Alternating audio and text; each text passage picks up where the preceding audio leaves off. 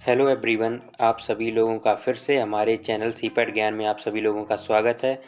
तो देखिए, आज की इस वीडियो में डिस्कस करने वाले हैं मोस्ट इम्पॉर्टेंट क्वेश्चन सीपैट के एग्ज़ाम के लिए। देखिए, आपका एग्ज़ाम बहुत ही अब पास में आ गया है, तो इसके लिए हम देखिए यहाँ पर मोस्ट इम्पॉर्टेंट क्वेश्चन आपके लिए लाए हैं। इसमें यहाँ पर साइंस प्लस जीके के क्वेश्चन होंगे, साइंस प्लस जीके के क्वेश्चन है यहाँ पर।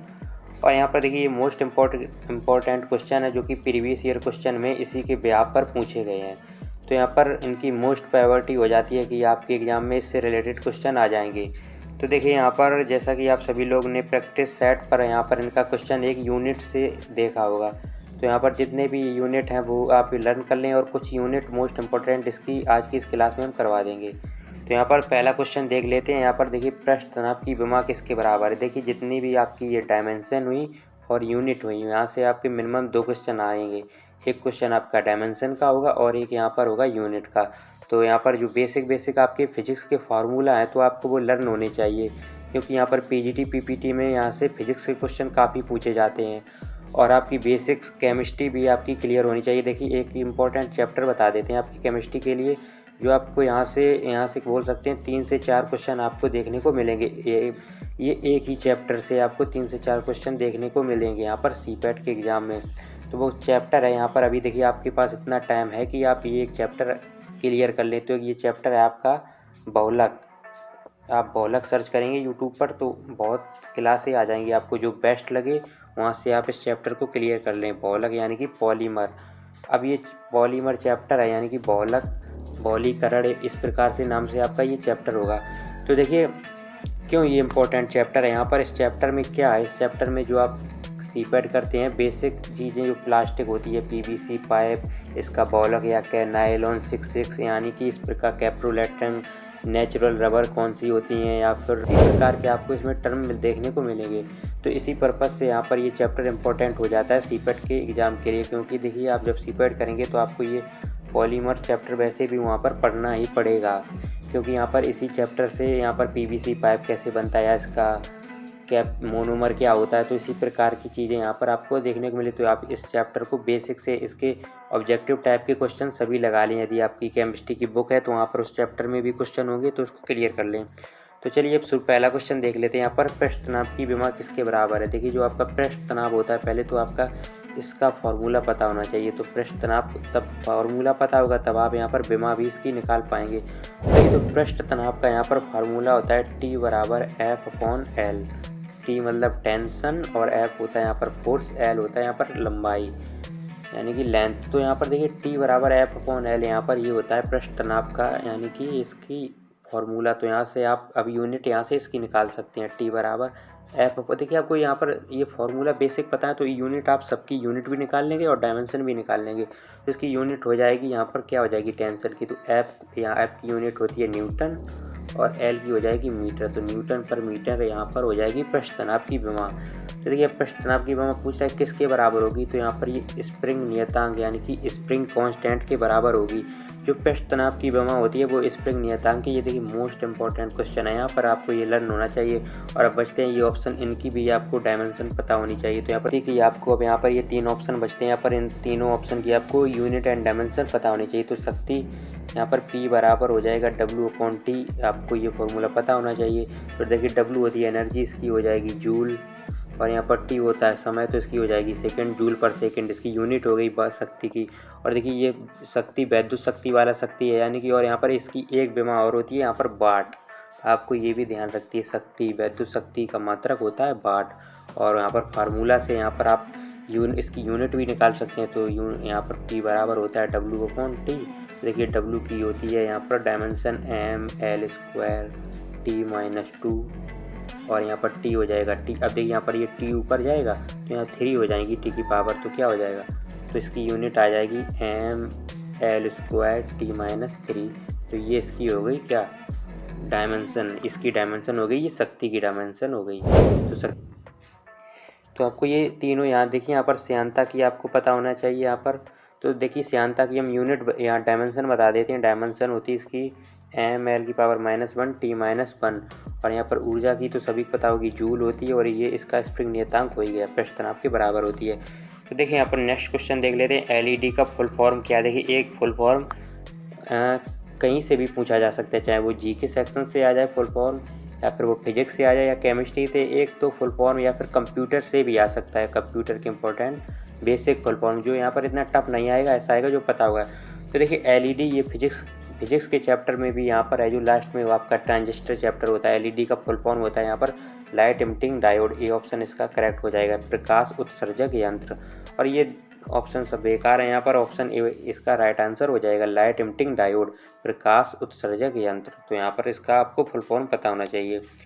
नेक्स्ट क्वेश्चन यहाँ से देख लेते हैं, विद्युत चुंबकीय तरंगे कौन सी नहीं है। तो यहाँ पर देखिए आपको विद्युत चुंबकीय तरंगे कौन सी नहीं है, तो आपको पहले ये पता होनी चाहिए कि विद्युत चुंबकीय तरंगे कौन सी है। तो यहाँ पर देखिए radio wave, microwave, infrared, visual rays और यूवी रेस, आपकी अल्ट्रावायलेट और एक्स रेस और गामा रेस।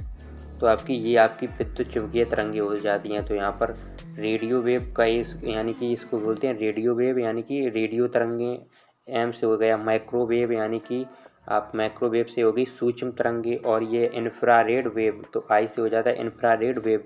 तो इंफ्रारेड वेव होती हैं आपकी अवरक्त तरंगे, वी से हो जाती हैं विजुअल रेस, तो विजुअल का मतलब होता है दृश्य तरंगे, यू से अल्ट्रा वायलेट रेस, यहाँ पर ये हो जाती हैं आपकी पराबैंगनी किरणें, और यहाँ पर ये एक्स किरणें, और ये गामा, ये इस प्रकार से गामा किरणें।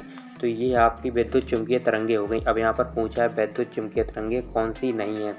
देखिए हम जैसा कि अभी हमने बताया, ऊपर यहाँ पर लिख देते हैं रेडियो, माइक्रो, इंफ्रारेड, विजुअल। आपको ये बिल्कुल लर्न होना चाहिए, इसी प्रकार से आप कुछ ट्रिक बनाकर आपको इसको लर्न कर लें, तो आपको जितने भी क्वेश्चन इस प्रकार से होंगे तो आप सभी क्लियर कर लेंगे।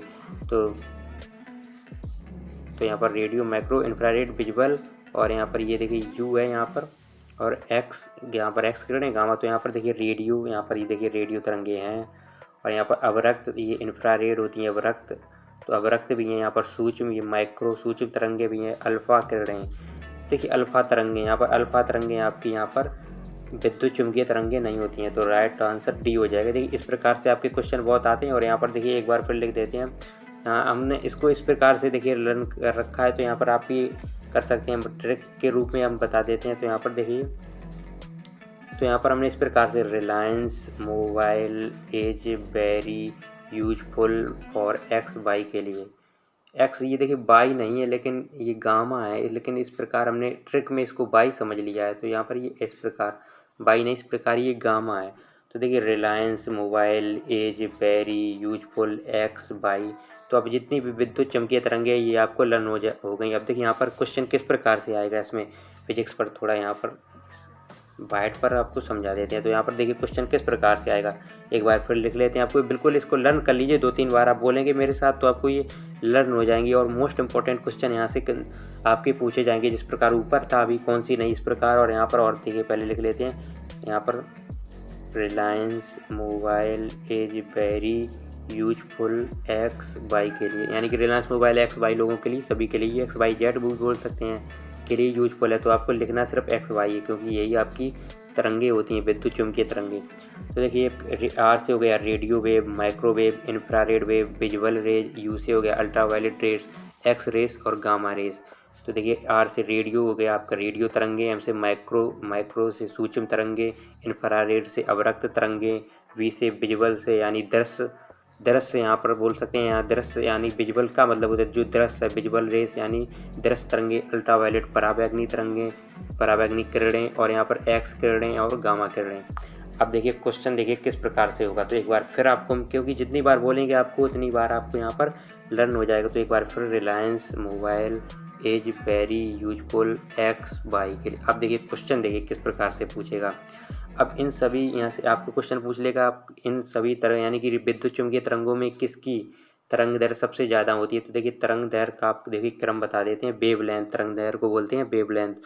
तो देखिए ये तरंग दैर्घ्य का घटता हुआ क्रम है, यानी कि इधर से आर रेडियो वेव से और गामा की तरफ जाएंगे तो यहाँ पर इनकी तरंग दैर्घ्य घटती रहेगी। तो यहाँ पर सबसे ज़्यादा पूछ सकता है कि इन सातों यानी 4 ऑप्शन दे देगा, इनमें से पूछ लेगा आपको सबसे ज़्यादा वेवलेंथ किसकी है, वेवलेंथ मतलब तरंग दैर्घ्य किसकी है। तो यहाँ पर सबसे ज़्यादा रेडियो की हो जाएगी और सबसे कम हो जाएगी यहाँ पर गामा की।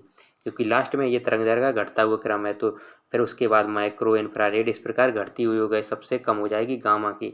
अब देखिए एक इस प्रकार से क्वेश्चन पूछ सकता है। अब इस प्रकार एक और क्वेश्चन क्या पूछेगा, तो पहले फिर लिख लेते हैं एक बार। तो रिलायंस मोबाइल, बस आपको ये लर्न होनी चाहिए, ये अब एक बार लिख लें, फिर चाहे किसी प्रकार से क्वेश्चन आपसे पूछ ले तो यहाँ पर आप बताएंगे। Reliance mobile is very useful x by मतलब गामा। तो अब यहाँ पर देखिए इस प्रकार से इधर से, तो एक बार कलर चेंज कर लेते हैं। इधर से तो यहाँ पर देखिए हो गया वेवलेंथ यानी तरंग दैर्घ्य का घटता हुआ क्रम। अब यहाँ पर वो पूछ सकता है आवृत्ति का यानी क्रम, तो आवृत्ति का बिल्कुल इसका जस्ट इनवर्स होता है, यानी कि उधर से, तो इधर से आवृत्ति का हो जाएगा यानी कि घटता हुआ क्रम, यानी कि इधर से आवृत्ति का और इधर से तरंग दैर्घ्य का। तो अगर आवृत्ति सबसे ज़्यादा पूछे तो सबसे ज़्यादा होगी आपकी गामा की, और ये वेवलेंथ सबसे कम होती है गामा की, और आवृत्ति होती है सबसे ज़्यादा गामा की, और रेडियो की आवृत्ति सबसे फिर कम हो जाएगी, क्योंकि इधर से आवृत्ति का यहाँ पर घटता हुआ क्रम है, और रेडियो की तरंग दैर्घ्य सबसे ज़्यादा। तो आई होप आपको ये डाउट सारे क्लियर हो गए होंगे। देखिए यहाँ से आप अपनी कोई भी अगर बुक है आपके इंटर की, या फिर आपके पास यहाँ पर जिसमें वैद्युत चुम्बकीय तरंगे चैप्टर है, या फिर आपके पास होगी फिजिक्स की, यहाँ पर देख लें। अब यहाँ से आप क्वेश्चन सॉल्व करके खुद देख लें, अपने सब सॉल्व कर लेंगे।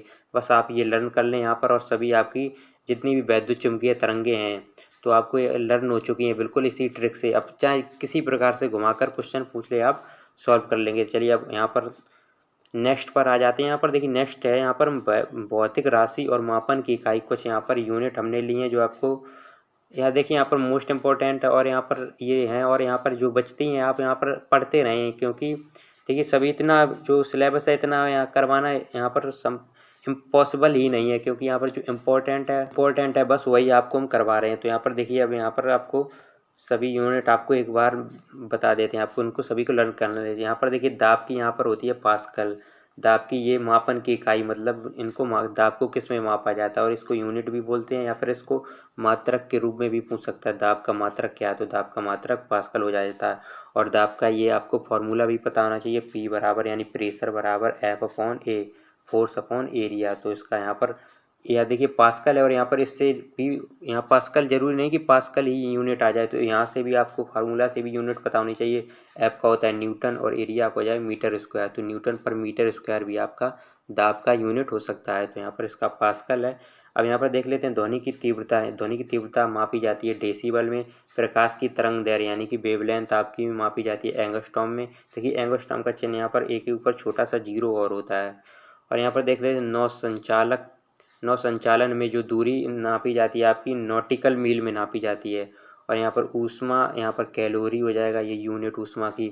और विद्युत विभवांतर की वोल्ट हो जाएगी, तापमान की सेल्सियस हो जाएगी, और आवृत्ति की यहाँ पर हर्ट्ज हो जाएगी, आवृत्ति की हर्ट्ज। और यहाँ पर जल का बहाव आपका क्यूसेक में मापा जाता है। तो चलिए अब यहाँ पर देख लेते हैं, यहाँ पर और यूनिट है। अभी देखिए ओजोन की परत की मोटाई आपकी किस में नापी जाती है, डॉप्सन इकाई में। ज्योति फ्लक्स, देखिए इसकी ट्रिक भी हमने बताई है प्रीवियस वीडियो में। ज्योति फ्लक्स आपका ल्यूमेन में नापा जाता है। ये थोड़ा ऊपर नीचे हो गया, यहाँ पर इस प्रकार होगा। चुंबकीय प्रेरण यानी कि चुंबकीय क्षेत्र टेस्ला, यानी टेस्ला इसकी यूनिट होती है।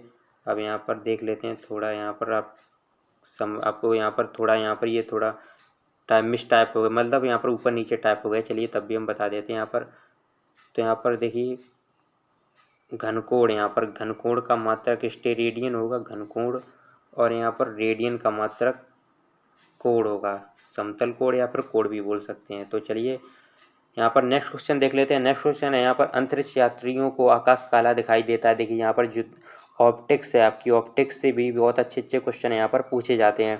तो अंतरिक्ष यात्रियों को आपको आकाश जो है काला दिखाई देता है, जो कि क्योंकि वायुमंडल नहीं होता है अंतरिक्ष में यहाँ पर, तो इसीलिए उनको यहाँ पर जो अंतरिक्ष यात्रियों को अंतरिक्ष काला दिखाई देता है, वायुमंडल नहीं होता है। बी ऑप्शन राइट हो जाएगा। यहाँ पर नेक्स्ट क्वेश्चन देख लेते हैं। यहाँ पर देखिए ये क्वेश्चन है, पता नहीं कितने एग्जामों में पूछा गया, ये बहुत मोस्ट इम्पोर्टेंट क्वेश्चन है। और ये क्वेश्चन आपको नहीं पता है तो आपकी तैयारी समझ लीजिए बिल्कुल बेकार है। यहाँ पर बिल्कुल, यहाँ पर ये देखिए बहुत बेसिक क्वेश्चन है ये, और मोस्ट इम्पोर्टेंट क्वेश्चन है। सूर्योदय व सूर्यास्त के समय सूर्य लाल दिखाई देने का कारण क्या है, यानी कि जब सूर्य उदय होता है और सूर्य जब अस्त होता है तो उसके समय जब सूर्य लाल दिखाई देने का कारण क्या होता है। क्या प्रकाश का अपवर्तन होता है, क्या प्रकाश का प्रकीर्णन होता है, या प्रकाश का परावर्तन होता है। तो ऑप्शन बी राइट इसका ऑप्शन आंसर हो जाएगा। बी प्रकाश का प्रकीर्णन बिल्कुल राइट आंसर हो जाएगा। तो चलिए नेक्स्ट क्वेश्चन देख लेते हैं। यहाँ पर हीरे का चमकने का कारण क्या? तो हीरे का चमकने का कारण है पूर्ण आंतरिक परावर्तन। ऑप्शन सी इसका राइट आंसर हो जाएगा। देखिए निकट यहाँ पर देखिए ये क्वेश्चन देखिए मोस्टली कैंडिडेट को बता देंगे, ये क्वेश्चन सभी को पता होगा, लेकिन यहाँ पर वो कंफ्यूज होते रहते हैं। यहाँ पर उनको पता होगा या तो इसका उत्तल लेंस होगा या फिर अवतल लेंस होगा, क्योंकि निकट दृष्टि दोष में पूछा जाता है लेंस कौन सा है, और एक दूर दृष्टि में पूछा जाता है कौन सा लेंस है। अभी बच्चों को ये उत्तल लेंस या अवतल लेंस, यहाँ पर वो तुक्का ही लगाते हैं, क्योंकि यहाँ पर इतना कन्फ्यूजन ही है, क्योंकि यहाँ पर पता तो है लेकिन यहाँ पर कन्फ्यूज होते रहते हैं। निकट दृष्टि दोष में आपका अवतल लेंस होता है और उत्तल होता है दूर दृष्टि में। तो यहाँ पर आप कुछ भी ट्रिक बनाकर इसको लर्न कर लें, क्योंकि मोस्ट इंपॉर्टेंट है और मोस्ट कन्फ्यूजिंग है। यहाँ पर आपको भली लर्न हो गया, आप 2-3 दिन रिवीजन नहीं करेंगे तो फिर इस ऑप्शन में आप कन्फ्यूज हो जाएंगे। चलिए नेक्स्ट क्वेश्चन यहाँ से देख लेते हैं। वायुमंडलीय दाब किस यंत्र से मापा जाता है? जितने भी यंत्र हैं फिजिक्स के मापने वाले, चाहे स्पीडोमीटर हो, चाहे विभवांतर का हो, चाहे अमीटर हो या बैरोमीटर हो, जितने भी यंत्र हैं आप एक बार इनको देख लें और लर्न कर लें, क्योंकि आपको एक क्वेश्चन जरूर ही इस यंत्र से देखने को मिलेगा एग्जाम में। तो वायुमंडलीय दाब मापा जाता है आपका बैरोमीटर से, वायुमंडलीय दाब मापा जाता है। तो अमीटर बता ही चुका हूँ, अमीटर यानी कि आपका करंट मापते हैं। तो यहाँ पर देखिए जीके के क्वेश्चन कुछ इंपॉर्टेंट ले लेते हैं, क्योंकि आपका जीके सेक्शन भी इम्पोर्टेंट रोल प्ले करेगा आपका एग्जाम में, चाहे आप पीजीटी पीपीटी कर रहे हो, चाहे आप डीपीटी एमटी, क्योंकि देखिए डीपीएमटी कुछ भी कर रहे हो आपका यहाँ पर जीके हर एक में आपकी जीके आएगी ही। तो यहाँ पर देखिए भारत के राष्ट्रपति का चुनाव किस अनुच्छेद में बताया गया? तो भारत का राष्ट्रपति का देखिए आर्टिकल जो मोस्ट है सभी देखिए आर्टिकल आपके लिए लर्न करना पॉसिबल नहीं है। जो राष्ट्रपति, उपराष्ट्रपति या प्रधानमंत्री या फिर आपकी नागरिकताओं के बारे में जो बताए गए इंपॉर्टेंट आर्टिकल कुछ आपको लर्न होने चाहिए। तो देखिए राष्ट्रपति का देखिए यहाँ पर देखिए राष्ट्रपति का यहाँ पर आर्टिकल स्टार्ट हो जाता है 52 से लेकर 62 तक।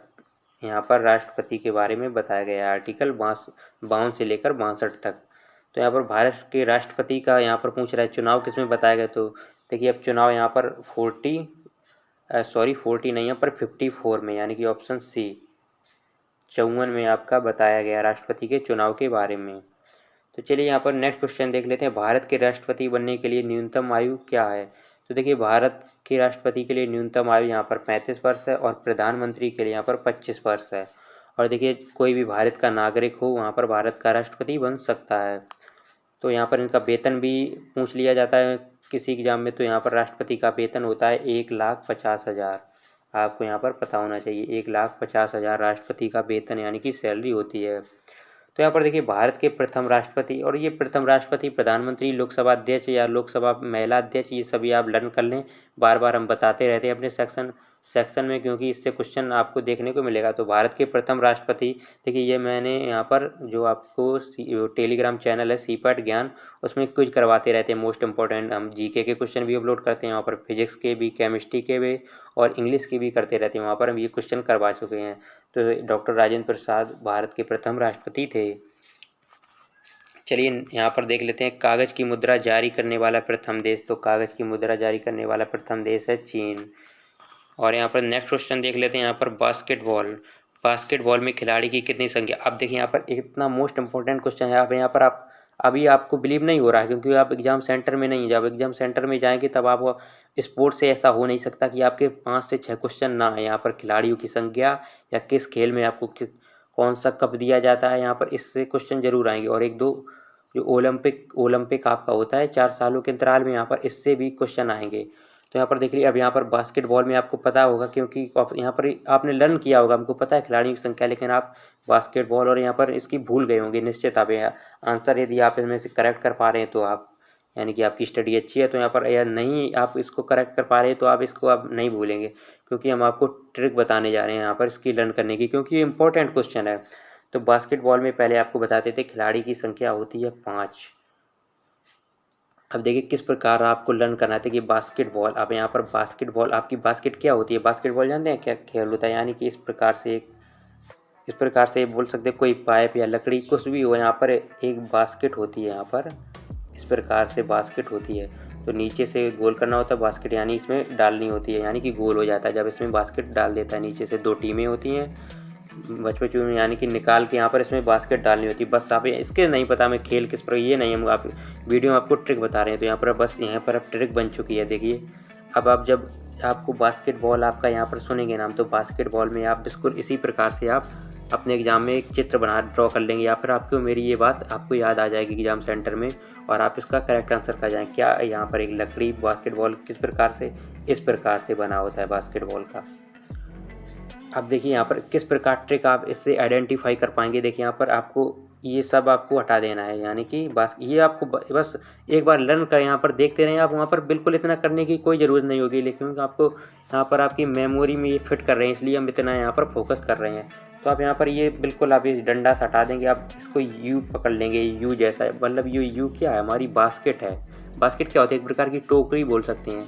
तो ये हमारी ये टोकरी है, तो आप यू प्रकार की, इस प्रकार की बास्केट होती है, या फिर आप कोई ऐसी भी बना सकते हैं, जैसी भी। अब देखिए यहाँ पर बस इसको पकड़ लेंगे, ये टोकरी को पकड़ लेंगे बास्केटबॉल में, ये हमारी टोकरी है। अब देखिए इससे आपको नंबर कोई समझ में आ रहा है, तो नहीं आ रहा है, क्योंकि इस प्रकार होता ही नहीं। इस प्रकार जरूर नंबर होता है, बी रोमन अंक में होता है ना बी, जैसे कि हम 3 को क्या 3 ये आई लिखते हैं रोमन अंक में, या फिर 6 को वी आई लिखते हैं, तो रोमन अंक में बी होता है 5। तो देखिए यू से आप जब यू बनाएंगे, ये बास्केट आपको बिल्कुल यहाँ पर याद आ जाएगा कि यू कोई तो रोमन अंक में होता ही नहीं है। तो यू जैसा क्या होता है, थोड़ा यू के बाद ही तो बी आता है, बिल्कुल सेम बी यू जैसा थोड़ा मान लेते हैं, क्योंकि मानना ही पड़ेगा, क्योंकि यू कुछ रोमन अंक में होता ही नहीं। तो यू जैसा क्या बी होता है, बस बी का मतलब होता है 5। तो बस अब एग्जाम में आप 2 साल 3 साल बाद कभी भी आप ये क्वेश्चन अब गारंटी से कह रहे हैं, यदि आपने बिल्कुल यहाँ पर ये कॉन्सेंट्रेट होकर वीडियो हमारा देख रहे हैं, तो आप यहाँ पर इस क्वेश्चन को भूल नहीं सकते। तो यहाँ पर 5 इसका राइट आंसर हो जाएगा। अब देखिए कभी भी हम पूछ लेंगे, आप बिल्कुल बता देंगे। अब देखिए बास्केटबॉल एक और इसी से रिलेट करवाएंगे आंसर खिलाड़ी की। देखिए आप बिल्कुल, आपको अभी लग रहा हो कि हम यहाँ पर टाइम वेस्ट ज़्यादा कर रहे हैं, लेकिन आप बिल्कुल आप लर्न कर लेंगे, क्योंकि यहाँ पर एग्जाम में इतना कन्फ्यूजन हो जाएगा, ओवरलोड होता है, यहाँ पर प्रेशर होता है एग्जाम का, कि आप यहाँ पर इसको रट के नहीं कर सकते, क्योंकि इतने कन्फ्यूज ही हो जाते हैं 5 6 7 9, क्योंकि एक तो खिलाड़ी है नहीं, ये टीम बास्केटबॉल के याद करना है, इसलिए। तो अब इस प्रकार से आप नहीं बोलेंगे। अब इसी से हम रिलेट करवा देंगे एक और, वॉलीबॉल। देखिए वॉलीबॉल में भी खिलाड़ी, देखिए यहाँ पर अब ये तो है नहीं कि एग्जाम में आपका वो ये बास्केटबॉल पर हमने करवा दिए ट्रिक से तो वही क्वेश्चन आ जाएगा, ऐसा नहीं है। यहाँ पर वॉलीबॉल, अब यहाँ पर वॉलीबॉल में खिलाड़ी की संख्या कितनी होती है। अब ऊपर था बास्केटबॉल, यानी कि बा से ही शुरू होता है, अब इसके बाद वा से ही शुरू हो रहा है वॉलीबॉल। बस आपको पहले आपको इसके बाद आता है, यानी कि बास्केटबॉल के बाद ही हम वॉलीबॉल खेलते हैं, या खेलते नहीं मतलब खेलेंगे, इस प्रकार आप रेट कर सकते हैं। पहले बास्केटबॉल, तो बास्केटबॉल में 5 थे, तो इसमें वॉलीबॉल में 6 हो जाएंगे, यानी कि एक ज़्यादा। आपको इस प्रकार से रिलेट करके इसको याद करना है। तो चलिए नेक्स्ट क्वेश्चन देख लेते हैं। वाटर पोलो में देखिए यहाँ पर ये क्वेश्चन बिल्कुल बेसिक है, लेकिन बच्चे किस में कन्फ्यूज हो जाते हैं, वो हो जाते हैं पोलो में। यहाँ पर जिसने देखिए पोलो पढ़ लिया है, फिर एक यहाँ पर वाटर पोलो में खिलाड़ी की संख्या पढ़ ली, तो यहाँ पर वो क्वेश्चन को गलत कर दिया जाता है, क्योंकि यहाँ पर उसको पोलो ने, यदि उसने पोलो में पढ़ लिया, पोलो में 4 खिलाड़ी होते हैं, अब उसने वाटर पोलो नहीं पढ़ा, तो अब यहाँ पर वाटर पोलो आ गया, तो वो समझेगा पोलो ही पूछ रहा है। तो यहाँ पर 4 ऑप्शन बिल्कुल और ये मैंने सी पर रखा है एग्जाम में, यहाँ पर 4 जो आंसर है इसका 4, इसका ऑप्शन ए में मिल जाएगा, तो बच्चा बिल्कुल टिक कर देगा 4 पर, और उसका वो समझेगा मेरे का बिल्कुल सही है, लेकिन वहाँ पर हो जाएगा गलत, क्योंकि देखिए पोलो में होते हैं 4 खिलाड़ी, यदि वाटर जुड़ जाता है, यानी कि वाटर जुड़ जाता है, तो वाटर में हो जाते हैं 4, यानी कि 3 और जुड़ जाते हैं वाटर, तो 7 हो जाते हैं। वाटर पोलो में 7 होते हैं और पोलो में 4 होते हैं।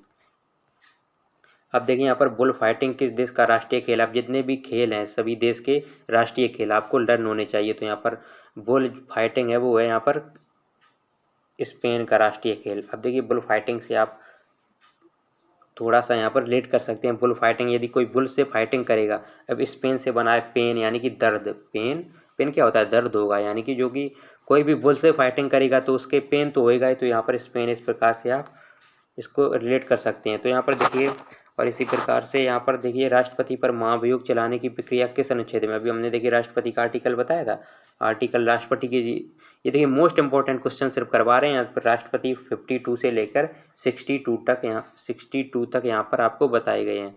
तो देखिए यहाँ पर महाभियोग चलाने की प्रक्रिया आर्टिकल 61 में है, यहाँ पर 61 में राष्ट्रपति पर, यानी महाभियोग क्या था, इस महाभियोग की प्रक्रिया से यानी कि राष्ट्रपति को पद से हटाया जा सकता है। तो यहाँ पर नेक्स्ट क्वेश्चन देख लेते हैं।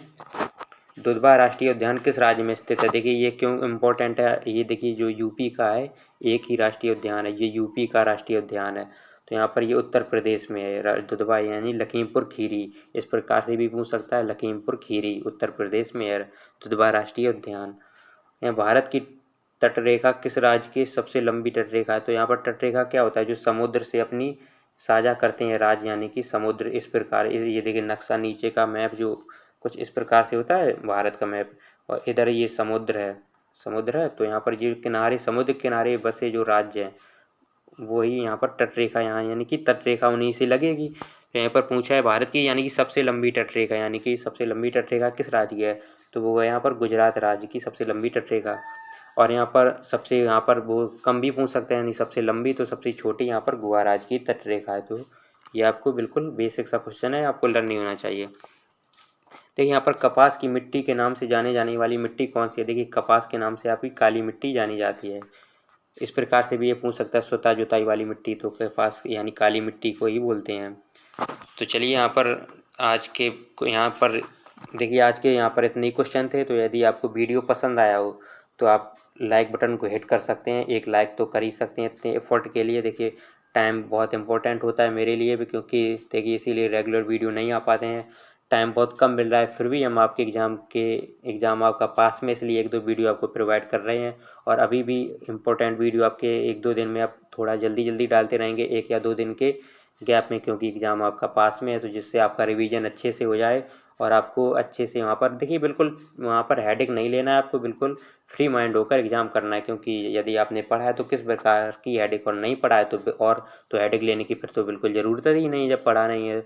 और यहाँ पर देखिए कोई भी टेंशन ना ले, क्योंकि यहाँ पर इनकी अगस्त से यहाँ पर इनकी डायरेक्ट एंट्री भी स्टार्ट हो जाती है सीपेट में कॉलेज में, क्योंकि आपका तब तक यहाँ पर इसका रिजल्ट आकर यहाँ पर यानी कि बच्चे जो करने वाले हैं सीपेट, जो बच्चे होंगे सिलेक्ट यहाँ पर इस एग्ज़ाम में, वो सीट अपनी बुक कर लेंगे। और बचती हैं सीपेट हर साल बचती हैं यहाँ पर, क्योंकि थोड़ी घटती बढ़ती रहती हैं, और डायरेक्ट एंट्री के लिए रखते हैं, क्योंकि उनको भी पता होता है बहुत से बच्चे तभी करते हैं या एग्ज़ाम नहीं क्वालिफाई कर पाते हैं यहाँ पर, या फिर फॉर्म नहीं इसका फिलअप करके नहीं कर पाते। तो डायरेक्ट एंट्री हर साल आती है। तो चैनल पर जुड़े रहें, जब आपकी डायरेक्ट एंट्री होगी किसी भी कॉलेज की तो सबसे पहले अपडेट आपको हम कर देंगे चैनल के थ्रू से। और देखिए यहाँ पर हमने यहाँ पर आप मेरा चैनल भी सीपेट जो ज्ञान है, सीपेट ज्ञान आप सर्च करेंगे टेलीग्राम पर, वहाँ पर आप फॉलो कर सकते हैं सीपेट ज्ञान को, क्योंकि यहाँ पर कुछ करवाते रहते हैं और कोई भी इंपॉर्टेंट होता है अपडेट सबसे पहले वहीं पर डाल देते हैं, और इसकी PDF भी आपको वहीं पर मिल जाएगी। और यहाँ पर देखिए एक हमने चैनल भी सीपेट, वहाँ पर सीपेट स्टूडेंट्स नाम से वहाँ पर अभी किया, वहाँ पर यानी चैट के लिए किया है। सभी बच्चे जो हैं वहाँ पर उसमें भी ज्वाइन हो जाएं, वहाँ पर यानी कि चैट आपकी ओपन है, एक दूसरे से चैट कर सकते हैं। कोई भी सीपेट कर चुका है या फिर कोई भी कर रहा है, एक दूसरे की हेल्प करते रहें। और कोई भी यहाँ पर गलत लैंग्वेज या किसी अदर चीज़ यानी कि चैट मतलब यानी रिलेटेड एग्जाम से रिलेटेड या फिर सीपेट से रिलेटेड नहीं करेगा, यानी कि फालतू की बात करेगा, गुड मॉर्निंग या फिर कहाँ से, ये मतलब कहाँ से तो पूछ सकता है, लेकिन यानी कि वैसी ही बात की कोई फालतू की यानी कि कोई भी यानी अभद्र लैंग्वेज करेगा तो यहाँ पर हम उसको ब्लॉक कर देंगे। ये वीडियो में इतना ही, एक बार आप लाइक करें और इसी प्रकार की वीडियो देखने के लिए हमारे चैनल सीपेट ज्ञान को सब्सक्राइब कर लें, क्योंकि यहाँ पर देखिए इसी प्रकार की आपके करियर से रिलेटेड अभी वीडियो आती रहेंगी इस चैनल पर, और इन फ्यूचर में आपको बहुत इस चैनल से हेल्प होने वाली है। तो आज के लिए बस इतना ही।